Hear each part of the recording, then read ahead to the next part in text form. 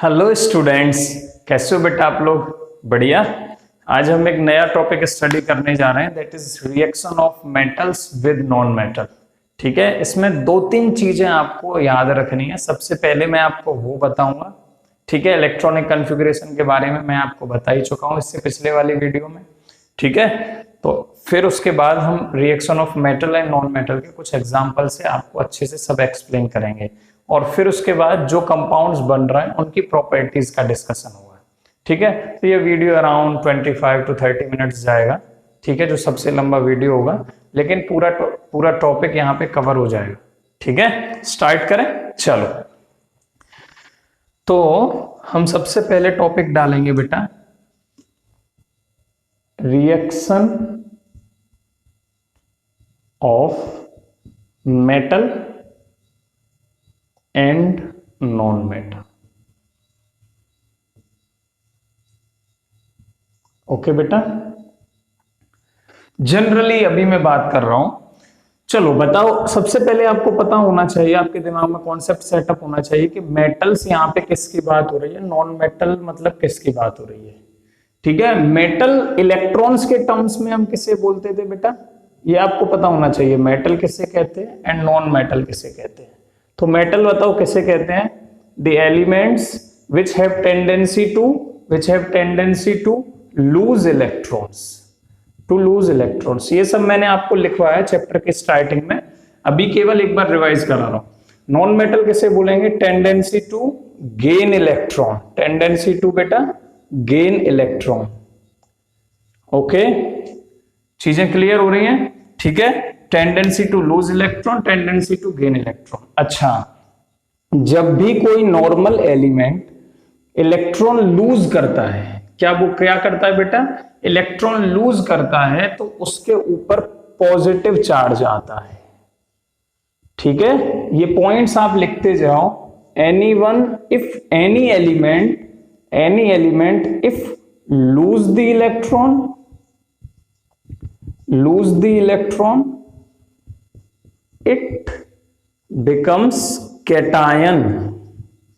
it becomes cation, that is positively charged ion। ठीक है, किसी के ऊपर चार्ज आ गया उसे क्या बोलेंगे, आयन। अगर वो पॉजिटिवली चार्ज है तो उसे बोलेंगे कैटायन। ठीक है, और कब पॉजिटिवली चार्ज आएगा, जब इलेक्ट्रॉन लूज करेगा। And if any element gain the electron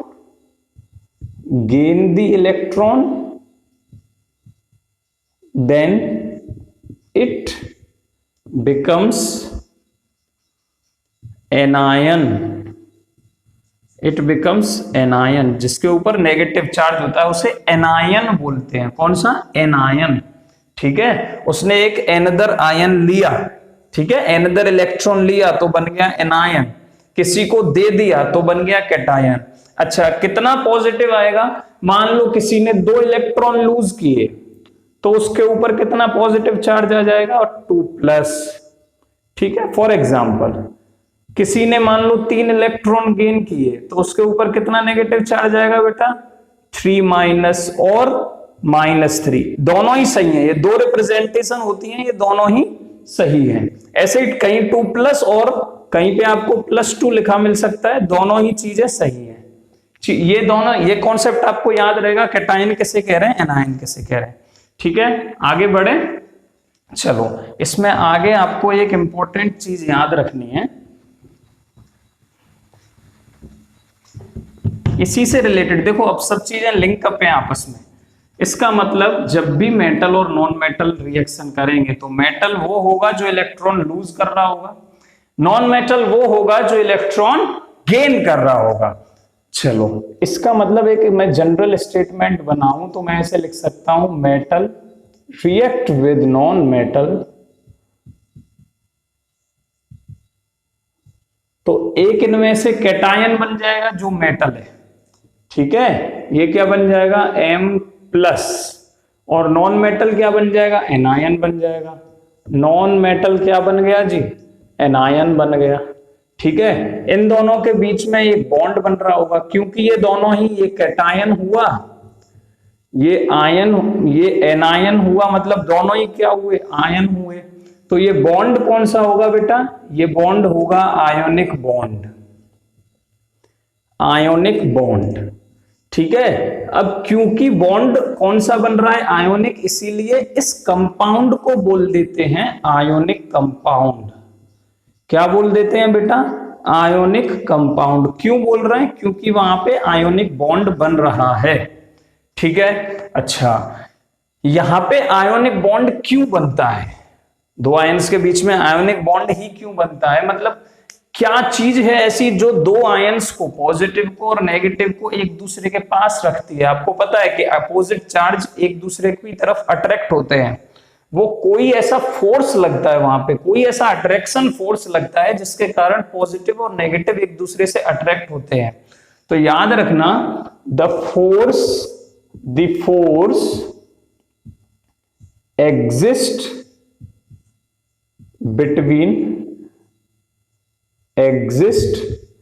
between positive and negative ion is called electrostatic force of attraction। Generally यहाँ पे चार्ज होता है पॉजिटिव एंड नेगेटिव चार्ज, लेकिन क्योंकि मैं आयंस की बात कर रहा हूं इसलिए मैंने आयन लिख दिया है। इलेक्ट्रोस्टैटिक फोर्स ऑफ अट्रैक्शन, याद रहेगा बेटा, इलेक्ट्रोस्टैटिक फोर्स ऑफ अट्रैक्शन किसे बोलते हैं, मतलब इन दोनों के बीच में जो जिसके कारण आयोनिक बॉन्ड फॉर्मेशन हो रही है वो फोर्स कौन सा हुआ, electrostatic force of attraction. Is it clear? ये सब एक एक नंबर के क्वेश्चन बन जाते हैं कि कैटायन और एनायन के बीच में आयोनिक कंपाउंड में बताओ कौन सा फोर्स ऑफ अट्रैक्शन लग रहा होगा, तो आपको आंसर देना है electrostatic force of attraction. Bond कौन सा बन रहा होगा, आयोनिक बॉन्ड। कंपाउंड कौन सा हुआ, आयोनिक कंपाउंड। चीजें याद रहेंगी आराम से, कोई दिक्कत नहीं, आगे बढ़े चलो।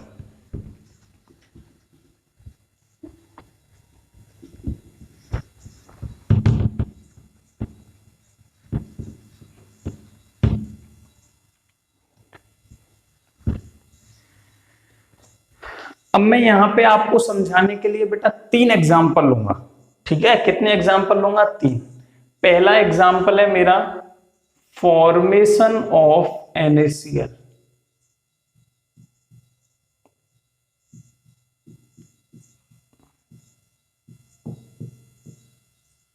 Formation of NaCl। ऐसे ही इसके बाद लूंगा मैं formation of MgCl2 magnesium chloride और फॉर्मेशन ऑफ AlCl3। ठीक है, तो सबसे पहले फॉर्मेशन ऑफ NaCl समझते हैं। देखो होता क्या है कि जी Na आया, रिएक्शन की किससे, क्लोरीन से। ठीक है, और जी बना जाता है NaCl। यही हमने पढ़ा है अभी तक, क्लियर है। लेकिन ये होता कैसे है, देखो अब वो रास्ता क्या है। सबसे पहले आपको इसका इलेक्ट्रॉनिक कन्फ्यूगरेशन निकालना आना चाहिए। कैसे निकालते हैं जरा एक बार तो बता चुका हूं, लेकिन देखो एक बार दोबारा, एक बार क्विक रिवीजन। 11 एटॉमिक नंबर मतलब 11 उसके पास इलेक्ट्रॉन, इलेक्ट्रॉनिक कन्फ्यूगरेशन आप लिख देंगे 281। ठीक है, क्लोरीन Cl का एटॉमिक नंबर 17। ठीक है, कम से कम आपको 1 to 30 एटॉमिक नंबर याद होने चाहिए, याद रखना है। ठीक है, और नहीं है तो आपको हमने, अगर आपको 1 to 18 तक भी याद है, 1 to 10 तक याद है, सॉरी कितने तक, 1 to 10 तक, तो बाकी के आप निकाल सकते हो। ये हमने आपको चैप्टर 5th वाली वीडियोस में समझाया है। ठीक है, इसीलिए आपको 11th क्लास की वीडियोस फॉरवर्ड की थी, जिससे आपके कॉन्सेप्ट एकदम डीप में जाके क्लियर हो। क्लोरीन का कन्फ्यूगरेशन 17 के लिए जी, पहली सेल में 2, दूसरी सेल में 8 और लास्ट सेल में बचे 7 इलेक्ट्रॉन्स। तो आउटर मोस्ट सेल में जितने इलेक्ट्रॉन्स हो जाते हैं उन्हें तो पहली बात तो बोल देते हैं वैलेंस इलेक्ट्रॉन्स। क्या बोल देंगे, वैलेंस इलेक्ट्रॉन्स। यहां पे कितने वैलेंस इलेक्ट्रॉन्स, 7। ठीक है, समझ में आ गई ये बात, ये भी आपको याद रखना है। चलो, एक चीज हमने आपको बताई थी कि हर एलिमेंट चाहता है कि उसकी आउटर मोस्ट में कितने इलेक्ट्रॉन हो जाएं जी, नोबल गैस कन्फ्यूगरेशन बन जाए, मतलब 8 इलेक्ट्रॉन हो जाएं। सबसे पहले तो 8, अगर पॉसिबिलिटी 2 की है तो 2, 18 की है तो 18। आपको वो सीक्वेंस याद होगा ना, 2 8 8 18 18 32 और 32। मतलब हम यहाँ पे फिलहाल जिन एलिमेंट्स की बात करेंगे वो ज्यादा बड़े नहीं होते साइज में, तो हमारा यहाँ 8 8 से काम हो जाता है, जिसे हम ऑक्टेट रूल बोलते हैं। मतलब आउटर मोस्ट सेल में 8 इलेक्ट्रॉन हो जाए जी, अगर उसे स्टेबल होना है तो। ठीक है, इसके पास देखो 1 इलेक्ट्रॉन है, इसके पास 7 इलेक्ट्रॉन है। ठीक है, अब मुझे बताओ कि इसके पास 8 कैसे हो सकते हैं। या तो ये किसी से 7 इलेक्ट्रॉन ले ले प्लस 7 इलेक्ट्रॉन, ठीक है, या किसी को, या दूसरा रास्ता क्या है कि या ये जो लास्ट सेल में 1 इलेक्ट्रॉन है इसे किसी को दे दे, -1 कर दे। ठीक है, अपने आप में से 1 इलेक्ट्रॉन दे दे। यहां पे क्या हो सकता है, या तो 1 इलेक्ट्रॉन ले ले, ऐड कर ले अपने आप में, या फिर इसको ब्लू से बनाता हूं तो ज्यादा क्लिक रहेगा आपको। या तो ये किसी से 1 इलेक्ट्रॉन ले ले, और या फिर किसी को 7 इलेक्ट्रॉन दे दे। कौन? क्लोरीन। तो उसकी आउटर मोस्ट में अगर ये 7 इलेक्ट्रॉन दे देता है मान लो, ठीक है, सॉरी ये ले रहा है ये दे रहा है, तो माइनस करूंगा ना मैं, कैटायन एनायन नहीं बना रहा हूं, केवल प्लस माइनस बता रहा हूं अभी। किसने या तो 7 इलेक्ट्रॉन ले ले तो 8 हो जाएंगे, या एक किसी को दे देगा तो इसके पास देखो आउटर मोस्ट कौन सी बची, सेकंड सेल बची जिसमें 8 है। अगर ये किसी से 1 ले लेता है तो इसमें 8 हो जाएंगे आउटर मोस्ट में, नहीं लेता है किसी को 7 दे देता है तो इसके आउटर मोस्ट में 8 हो जाएंगे। क्लियर? लेकिन क्या है कि 7 इलेक्ट्रॉन लेने या देने में एनर्जी ज्यादा लगेगी कंपेरेटिव टू 1 इलेक्ट्रॉन। मतलब यहां पे ये क्या प्रेफर करेगा, 1 इलेक्ट्रॉन देना प्रेफर करेगा। क्या करेगा बेटा? 1 इलेक्ट्रॉन ये देना प्रेफर करेगा किसी को। ठीक है, और ये क्या प्रेफर करेगा, क्लोरीन 1 इलेक्ट्रॉन किसी से लेना प्रेफर करेगा। ठीक है, तो होगा क्या कि ये 1 इलेक्ट्रॉन देगा और क्लोरीन की आउटर मोस्ट सेल में 1 इलेक्ट्रॉन आ जाएगा। ठीक है, ये सिंपल सा कॉन्सेप्ट है बस। ठीक है, तो देखो कंपाउंड कैसे बनता है, हमने जो ऊपर लिखा हुआ है ना, यही चीज है बस। हर एक कंपाउंड में आपको यही याद रखना है। अब इसमें सोडियम जो कि इलेक्ट्रॉन लूज कर रहा है वो क्या हुआ, मेटल। हाँ जी, सोडियम मेटल होता है सर, बिल्कुल सही बात है। क्लोरीन क्योंकि इलेक्ट्रॉन गेन कर रहा है तो वो क्या हुआ, नॉन मेटल। हाँ ठीक है, ठीक है। तो देखो Na क्या बना, वो मैकेनिज्म देखो अब होगा क्या। पहले स्टेप में Na पे 1 इलेक्ट्रॉन था वैलेंस सेल में, उसे मैंने स्टार से दिखा दिया। ठीक है, इसके साइड में क्लोरीन था जिसके पास 7 इलेक्ट्रॉन थे, अभी लिखा है आपके सामने, 2 4 6 और 1 7। ठीक है, होगा क्या, सिंपल, ये 1 इलेक्ट्रॉन इसको डोनेट कर देगा। ठीक है, ये 1 इलेक्ट्रॉन इसको डोनेट कर देगा और ये क्या बनाएगा, Na+ क्योंकि इसने इलेक्ट्रॉन लूज किया है, और Cl-, यहां पे ionic electrostatic force of attraction लगने लग जाएगा। तो बॉन्ड फॉर्मेशन कौन सा हो जाएगा बेटा, आयोनिक बॉन्ड फॉर्मेशन हो जाएगा। ठीक है, इसे ही आप कैसे लिख देते हैं, NaCl लिख देते हैं डायरेक्ट। चीजें समझ में आ रही हैं कि कैसे मेटल और नॉन मेटल रिएक्ट करेंगे, मेटल इलेक्ट्रॉन छोड़ेगा, नॉन मेटल इलेक्ट्रॉन गेन करेगा। सिंपल कॉन्सेप्ट है। ठीक है, नेक्स्ट एग्जांपल देखते हैं MgCl2 का।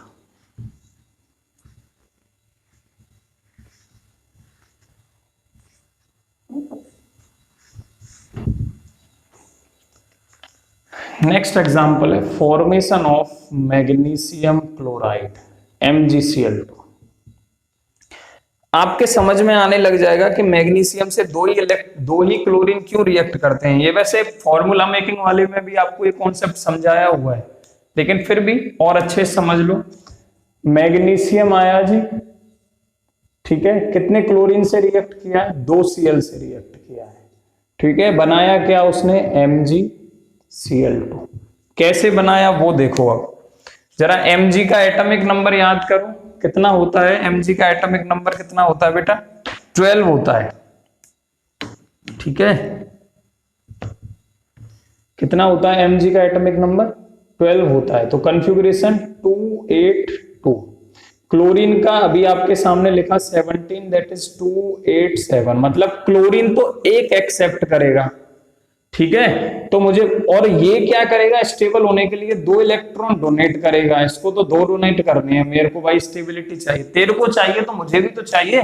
तो तू मेरी इतनी मदद करके तू 100 नहीं 200 रुपए रख ले, ठीक है, इससे मेरे घर पे कुछ भी पता ना चले कि एक्स्ट्रा मनी कहां से आया। इसलिए क्या चाहता है कि तू दूर रख ले, कि बस मैं तो भाई 100 ही रख सकता हूँ। क्लोरीन क्या बोल रहा हूं, मैं तो 100 ही रख सकता हूँ। तो फिर चलो एक और मैं अपने भाई को बुला लेता हूँ, एक और क्लोरीन को बुला लेता हूँ, वो और 100 रख लेगा। तो 2 क्लोरीन आ गए। अब ये क्या करेगा, एक इलेक्ट्रॉन इसको देगा, एक इलेक्ट्रॉन इसको देगा, ठीक है, समझ में आ रहा है। तो इसके पास आउटर मोस्ट में 8 इलेक्ट्रॉन बचेंगे, इन दोनों के पास भी यहां भी 8 हो जाएंगे, यहां भी 8 हो जाएंगे, ठीक है। इस तरीके से यहां पे रिएक्शन होगी। तो आप बताओ मुझे, अब आपके सब चीजें समझ में आ रही होंगी कैसे होगा, ठीक है। मैकेनिज्म देखो, हम यहां लिख रहे हैं Mg की आउटर मोस्ट सेल में जी कितने इलेक्ट्रॉन थे, 2 स्टार से 2 इलेक्ट्रॉन रिप्रेजेंट कर रहा हूं। क्लोरीन की आउटर मोस्ट में जी कितने इलेक्ट्रॉन थे, 1 के में 7 है ना, 2 4 6 7, 2 4 6 7, एक इलेक्ट्रॉन यहां आया, एक इलेक्ट्रॉन यहां आया, ठीक है, और जी बन गया MgCl2। क्लियर, चीजें समझ में आ रही है कैसे रिएक्शन होगी। अब आपको होमवर्क है, आप ये फॉर्मेशन करेंगे AlCl3, कर सकते हैं। मैं एक बार हिंट दे देता हूं, एल्यूमिनियम की वैलेंसी सेल में 3 इलेक्ट्रॉन होते हैं और एक क्लोरीन 1 इलेक्ट्रॉन एक्सेप्ट कर सकता है, जैसे 2 4 6 एंड 7, 2 4 6 एंड 7, और एक यहां लिख दे रहा हूं क्लोरीन 2 4 6 एंड 7। तो एक इसको देगा, एक इलेक्ट्रॉन सेकंड वाले को, एक इलेक्ट्रॉन थर्ड वाले को, बन गया जी AlCl3, ठीक है। तो इस तरीके से आप बना सकते हो। क्लियर है, चीजें आपको क्लियर हो गई। चलो, तो ये था बेटा reaction of metal and non metal compound. क्या क्या चीजें याद रखनी है, फोर्स ऑफ अट्रैक्शन कौन सा हुआ, इलेक्ट्रोस्टैटिक फोर्स ऑफ अट्रैक्शन, जो कि काफी स्ट्रॉन्ग होता है, बहुत स्ट्रॉन्ग होता है, ठीक है, बहुत ज्यादा स्ट्रॉन्ग होता है। अब उसके बाद बॉन्ड कौन सा फॉर्म होगा जी, आयोनिक बॉन्ड। कंपाउंड जो बन रहे हैं जी वो कैसा नेचर रखते हैं, आयोनिक कंपाउंड। चीजें क्लियर है। कब, जब reaction of metal and non metal हो रही है। तो हम इन्हीं आयोनिक कंपाउंड्स की हमारा नेक्स्ट टॉपिक स्टार्ट करने जा रहे हैं, प्रॉपर्टीज डिस्कस करेंगे। क्या डिस्कस करेंगे, प्रॉपर्टीज। तो नेक्स्ट हेडिंग डाल दो प्रॉपर्टीज, या हाँ, physical properties of ionic compounds, physical properties of ionic compounds.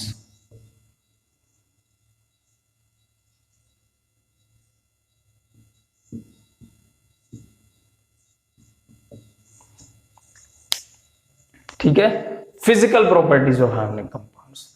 इसमें क्या होगा, पहली प्रॉपर्टी लिखो,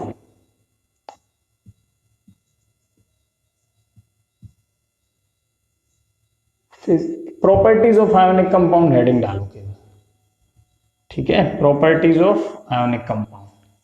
क्लियर, फिजिकल नेचर, सॉलिड होते हैं, लिक्विड होते हैं, गैस होते हैं, ठीक है। तो देखो फिजिकल नेचर, आप मुझे बताओ कि जनरली जो आयोनिक कंपाउंड्स होते हैं, इलेक्ट्रोस्टैटिक फोर्स ऑफ अट्रैक्शन बहुत ज्यादा है, मतलब जो मॉलिक्यूल्स हैं आपस में, जो आयंस हैं, वो बहुत स्ट्रॉन्ग फोर्स से एक दूसरे के पास हैं, एक दूसरे के पास बहुत स्ट्रॉन्ग फोर्स से हैं, तो वो क्या होंगे, जनरली सॉलिड होंगे। जनरली क्या होंगे, सॉलिड होंगे। आपको पता है सॉलिड्स के बीच में इलेक्ट्रोस्टैट मतलब इंटरमोलिकुलर फोर्स काफी स्ट्रॉन्ग होता है, देन लिक्विड में उससे वीक, और देन गैस में उससे वीक। तो हम लिख सकते हैं यहाँ पे solids, sorry, ionic compounds are generally solids, ionic compounds are generally solids, generally solids and hence hard, इसीलिए कठोर भी होंगे, and hence hard because of strong electrostatic force of attraction, electrostatic force of attraction between the molecules, between the ions, ठीक है, जिनसे मिलके compound बन रहा है, आयन से मिलके बन रहा है, मॉलिक्यूल्स नहीं आएगा, ठीक है, बिटवीन द आयंस। अच्छा, तो मैं और भी सॉलिड्स की कुछ प्रॉपर्टी दे सकता हूं कि दे जनरली दे आर ब्राइटल, हाँ कुछ चमकदार होते हैं, ठीक है, they are brittle generally and break down into pieces, break down into pieces when pressure is applied on them, when pressure is applied on them। ये आपको अच्छे से नोट्स में लिखने हैं बेटा, ये जितनी चीजें लिखा रहा हूं, ठीक है। इसका मतलब ब्राइटल मतलब थोड़े से चमकदार होते हैं, ठीक है, शाइनी नेचर रखते हैं, and break down into pieces when pressure applied on them. जैसे सोचो एक आयोनिक कंपाउंड के एग्जांपल से सारी प्रॉपर्टी याद रखनी है। NaCl का दिमाग में ले आओ बस, NaCl, ठीक है, थोड़ा सा ग्लो करता है, नमक व्हाइट कलर का, रॉक सॉल्ट। फिर एक मान लो नमक का डेला आपके सॉल्ट वाले डिब्बे में से किचन में नीचे गिर जाता है, ठीक है, आप उसको ऐसे प्रेस करते हो, उस पर थोड़ा प्रेशर डालते हो हाथ से, टूट जाएगा, वही लिखा है बस, और कुछ नहीं। तो समझ में आ गया, फिजिकल नेचर में 2-3 पॉइंट याद रखने हैं। इसके बाद सेकंड प्रॉपर्टी लिखो, melting point, melting point and boiling point, and boiling point. अच्छा, अब आप मुझे खुद ही बताओ दिमाग लगा के थोड़ा सा, अगर फोर्स ऑफ अट्रैक्शन आयंस के बीच में ज्यादा है, स्ट्रॉन्ग है, तो बॉन्ड्स कैसे बने होंगे, बॉन्ड्स कैसे होंगे, स्ट्रॉन्ग होंगे। चीजें क्लियर है। जैसे मान लो बेटा ये मेरे पास सैनिटाइजर की बोतल है, ठीक है, ये सैनिटाइजर की बोतल बहुत मदद करती है मुझे एक्सप्लेनेशन करने में, देखो, और ये मेरे पास मार्कर है, ये क्या सॉलिड है, इसका कवर मार्कर का जो मेरे हाथ में लग रहा है।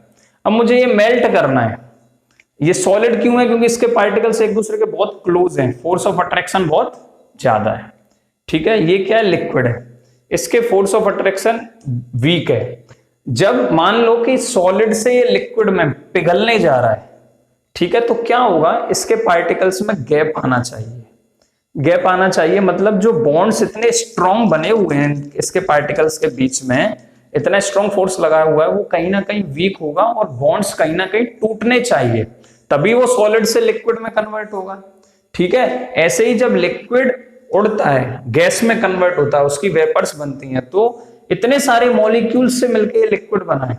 आयंस, अगर आयोनिक कंपाउंड की बात हो रही है तो आयंस मान लो, तो जब भी वो वेपर्स बनती हैं, तो आपने फॉर एग्जांपल वेपर्स का दिमाग में लाओ, पानी से जब हम पानी को गर्म करते हैं तो उसकी वेपर्स बनती हैं, तो हर एक वेपर अलग अलग जाती है, ऐसा नहीं है कि पानी एक साथ उड़ के 1 लीटर ऊपर चिपक गया प्लेट पे अगर आपने भगोनी में गर्म करने को, ऐसा तो नहीं होता, अलग अलग बूंदें दिखेंगी आपको साफ साफ। इसका मतलब बॉन्ड्स टूट रहे, मॉलिक्यूल्स के बॉन्ड्स टूट रहे।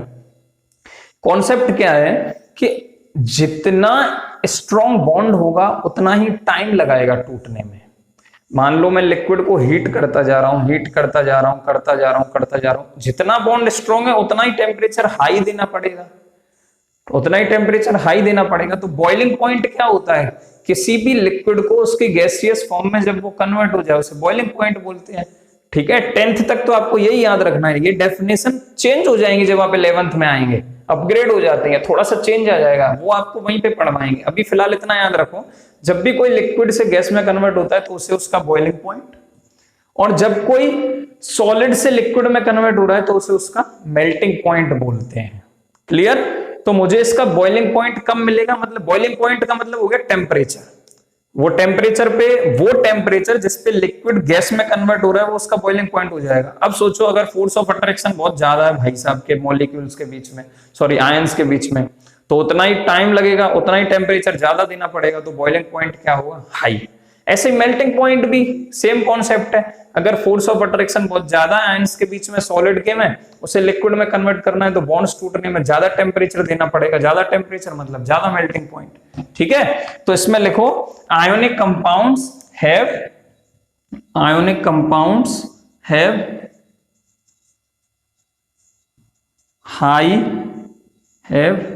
high melting point, that is MP, and boiling point, that is BP. Why?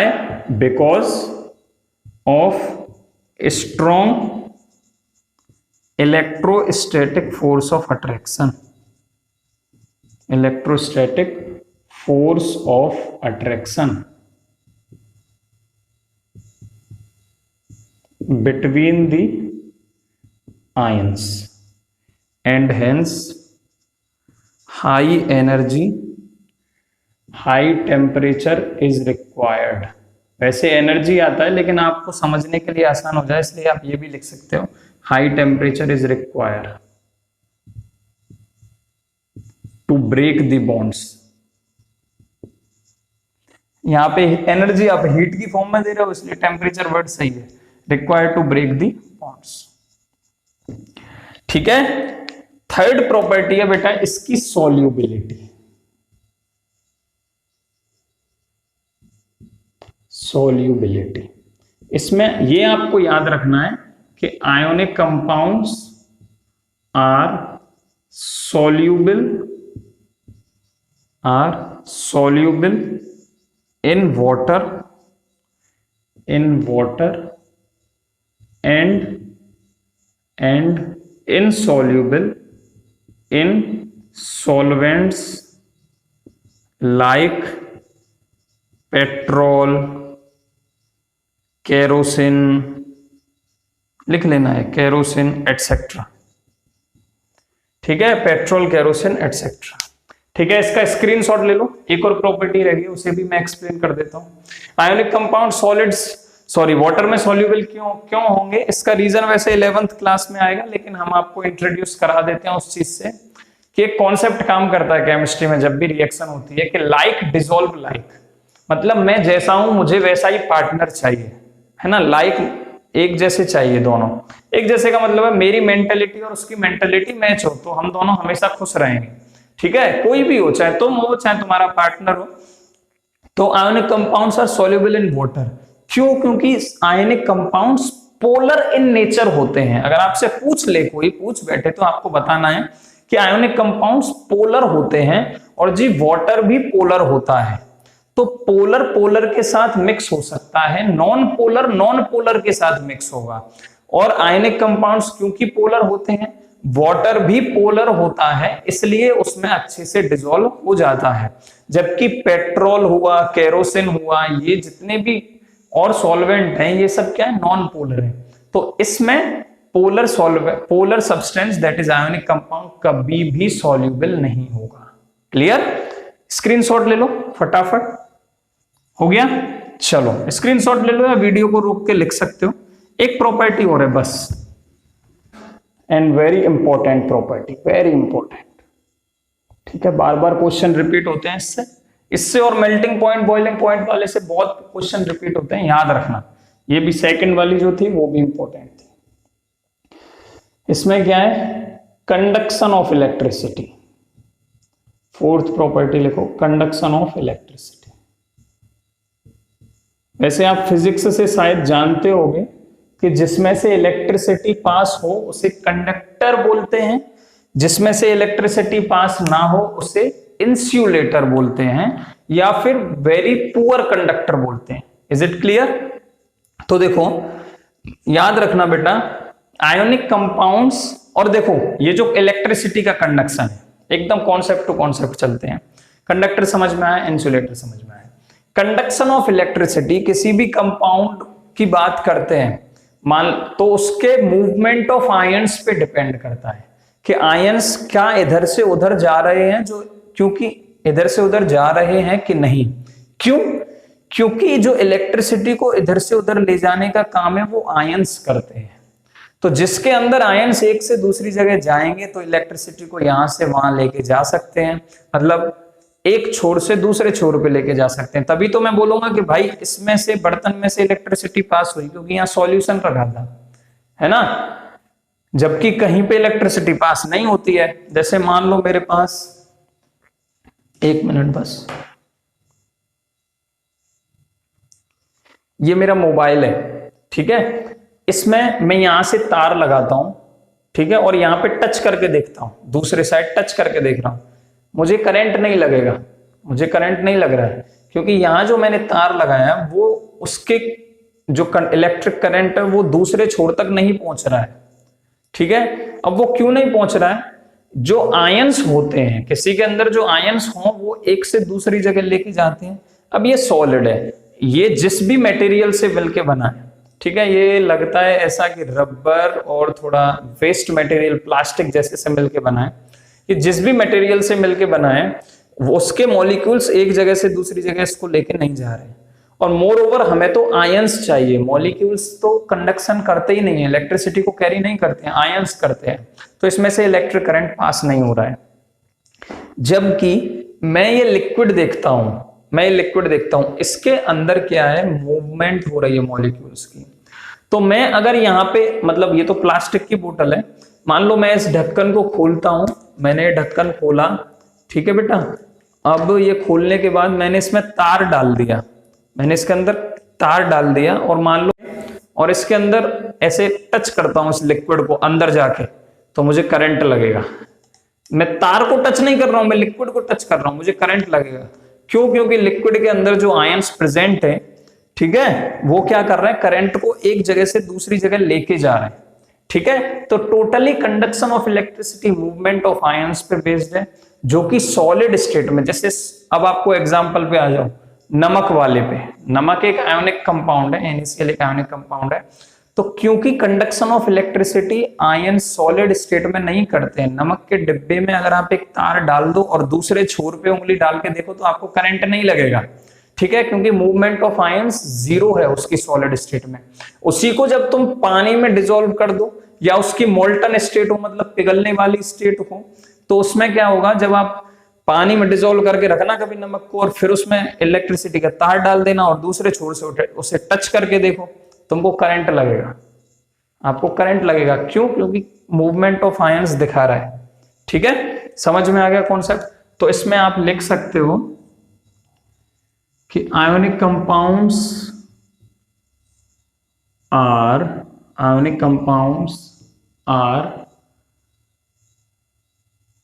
Poor conductors और insulators in solid state while good conductors in molten और liquid state। molten मतलब उसका पिघला हुआ पार्ट, ठीक है, in liquid state। ठीक है, एक्वियस स्टेट भी बोलते हैं इसे, एक्वियस स्टेट ही लिखो, वो ज्यादा एक्यूरेट वर्ड है। एक्वियस स्टेट होता है, पानी का दूसरा नाम है बेटा एक्वा, मतलब एक्वा के अंदर डिसॉल्व किया हुआ। ठीक है, वाटर के अंदर कोई भी चीज हम डिसॉल्व करके रखें तो उसे उसकी एक्वियस स्टेट बोलेंगे। Why? Because conduction of electricity, थोड़ा सा बड़ा हो जाता है ये point, conduction of electricity depends on movement of ions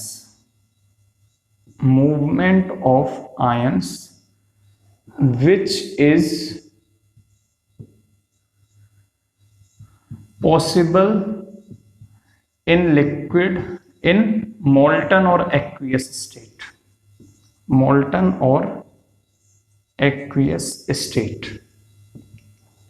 not in solid state। That's all, खत्म हो जाता है यहाँ पे।